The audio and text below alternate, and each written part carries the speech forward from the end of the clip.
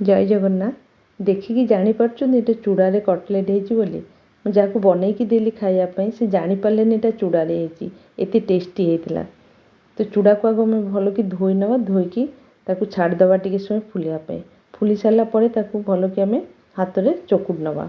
तो से दरकार आलू सीझा गोटे कंचा लंका अदा टी आप चाहिए गाजर भी दे पारे गाजर मुझे कैप्सिकम टी सब मिसेक आम भल कि आगे दली नवा।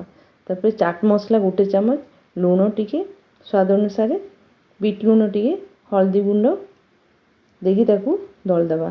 तापर जुआणी मुझे हाथ में घसिकी जुआणी हजम कर भल गोलमरीच गुंड देती तो आप गोलमरीच जगह आप लाली लंका गुंड भी दे पारे।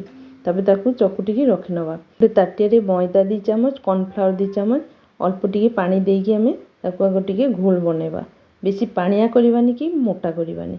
तापर आम एगुड़ा को हाथ में भल कि दल देकी चकुट देकी ये टाइप बनईकी आम आग रखीदे सब।